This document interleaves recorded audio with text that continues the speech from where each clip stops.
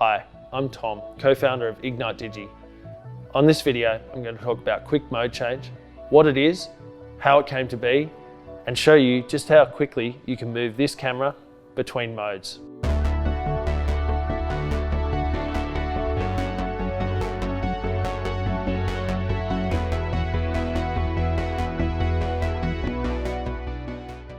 Back in 2015, we were one of the first in Australia to get an Alexa Mini. We loved this camera, using it on our drone, on the ground, on the gimbal.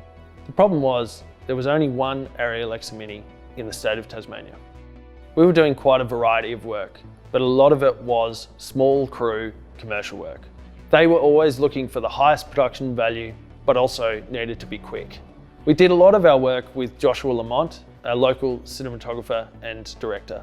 He liked to work as quick as possible, taking the camera from handheld on his shoulder. All right, let's get a wide shot on the MōVI. Initially, it would take between 5 and 10 minutes to take plates off, put plates back on, go onto the gimbal. And so often we would get stuck and have to do a shot that should really be a tripod shot, we'd end up doing on the MōVI. Or we wouldn't go to the MōVI at all towards the end of the day because he just wanted to make sure he got the good light. Initially, we were using our Alexa Mini on the MōVI M15, and our first parts that we made for our own workflow was a simple quick release top handle and basic bridge plate. When the MōVI Pro came out and our design and manufacturing had evolved, we really developed a lot more products to optimize this quick mode change. Then in 2017, the Ronin 2 came out. Initially, we didn't buy one and we didn't really try to bring the concept to Ronin 2. In 2018, some of our customers owned both gimbals. So that really pushed us to buy a Ronin 2 and try and work out how to take the same concept to that gimbal. We took our brand new product to Cinegear 2018, Gimbal Mate. Ronin 2 dovetail on the outside, MōVI Pro dovetail on the inside. The Gimbal Mate plate and the quick mode change concept was awarded Best Camera Accessory in Show. We used both of these gimbals on set, sometimes on the same set. The Ronin 2 might live on the black arm. The extra pan motor strength can help when you're going fast, but we like to carry the MōVI Pro because it's overall lighter and a smaller package. Quick mode change is not just about saving time on set. It also means you can own or hire just one cinema camera package and still use it on all the ways that you want to use it on set. Often producers will hire 2 camera setups, one to live on gimbal and one for tripod or handheld mode. When you're talking about an Alexa Mini, an Angino, ARRI motors and a Teradek, that's quite a lot of money every day.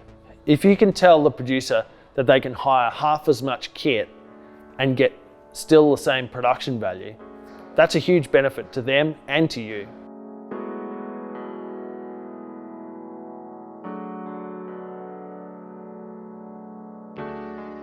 Here we have the quick release top handle, which goes onto the top plate. This top plate has the MōVI dovetail. Here we have the power breaker with 4 2-pin LEMO sockets, the dual rod mount for 15mm rods, great for holding fizz up the top. On the other side, we have our carbon side plate. There's a few variants of this. This one is made for Teradek transmitters and Teradek RT MDRs. Underneath, we have our Gimbal Mate bottom plate, 80mm rod mount and 80mm lens support. The Gimbal Mate drops on to our quick release bridge plate. Our lightweight bridge plate uses the MōVI Pro dovetail on top, has rosettes on either side for your handles, as you can see here with the shape handles. Underneath you can see the 15mm lightweight rods, so 60mm spacing. Over here you can see we're using it for the hammerhead and our shoulder pad. This system works really well for small zooms like this and prime lenses, but if you need to quick mode change to a large studio setup, like an Angino 24-290, and then change back to this setup, we've got a solution here. To make this studio bridge plate setup work, we've got the DJI R2 tripod adapter, which you can get from a local DJI store, or we also stock them. Underneath that, you can see our spacer plate. And then at the bottom, here is an ARRI BP9, but but you can use any Arri, Bright Tangerine or other brand studio bridge plate. Up the back here, we have a lightweight 15mm to 19mm adapter made by Wooden Camera. And that's going to allow us to take the hammerhead in this setup and move it across to here really easily.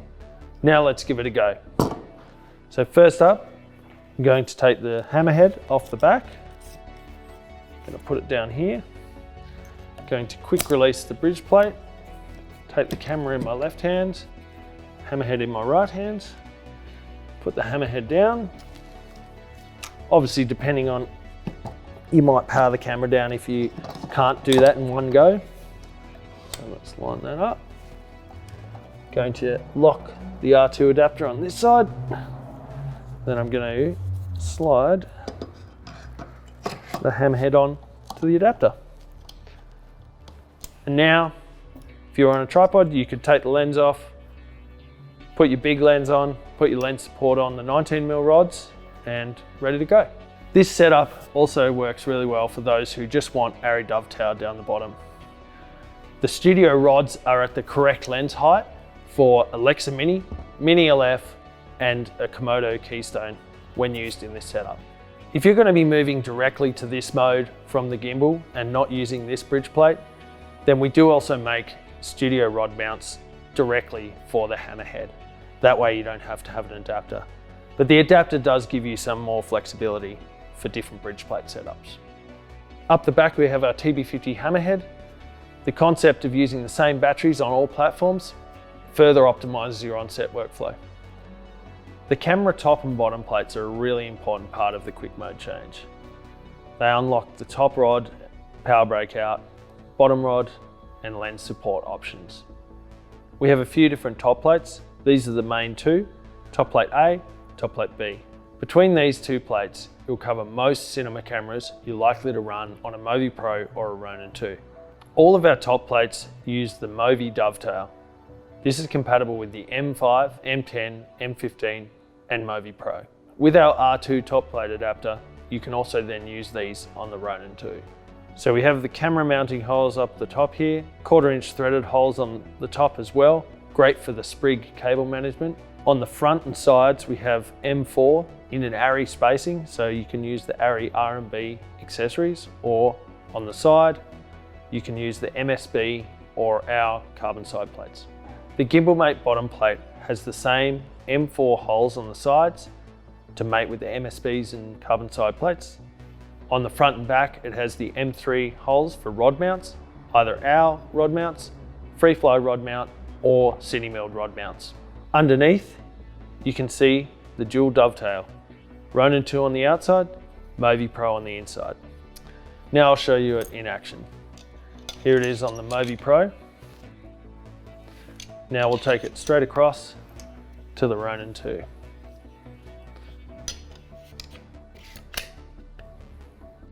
Obviously in this setup, I'm missing the Arri EVF, which would mount on this 19mm rod hole on the quick release top handle. So let's say we're gonna go to MōVI Pro. Put the camera down, turning the camera off. I'm unplugging the monitor power from the power breakout, unplugging the feed from the 2-pin here. I'm unplugging the SDI from the Teradek. I'm going to take them out of the sprig, top handle. So there's the concept. If I had the EVF, I would have done that port as well. Next is the bridge plate. And now I've forgotten to unplug the camera, but that's okay because I can do that now. And here's my package. So now, put the antennas down. I'm lining up the bottom plate. Just gonna roughly get it to balance point. And what I do is I have the top separate and then just come down onto it, lock it in. So I'm just gonna check balance, that's looking good. Now grab my power from my camera, which is from the power expansion pack down here, feeding 20 to 25 volts to the camera. That should power up immediately. Now I'm powering the 2-pin from the cam D-tap on the MōVI. That gives me 6 amps, which is plenty for any accessories that I might be running in the cage. Just do the final balance. Now I've had the MōVI on sleep, ready to go. So now that we've got the shot on the MōVI Pro, the DP is asked to go to the Ronin 2 on the car. So let's move across. Put the gimbal into sleep, turn the camera off. That's the longest part of the whole process. Unplug the accessory power, unplug the camera power, undo the bottom lever, undo the top one, get this out of the way, just to clear those antennas. Let that go. Spin it around. Let's see if I can do this. Lining up the bottom plate, and that's gonna allow me to slide back in. Now I'm gonna unlock the tilt just to see where I'm sitting in terms of balance point, roughly. Gonna lock that back up. Lock the bottom and the top. Can now spin it around. Get the camera powered up. Let's get that going. Now on the other side, from the Ronin 2 power box down there, I've got my feed for the accessories, which in this case is just the Teradek. So that's powering up. Now let's unlock all the axes and take the Ronin out of sleep. Calibrate your motors and you're good to go. As you can see, I haven't used any tools to go Ronin 2, MōVI Pro, handheld and tripod modes.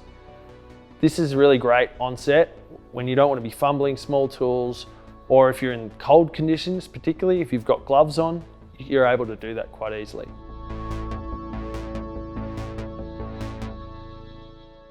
The RED Komodo is quite a bit smaller than an Alexa Mini.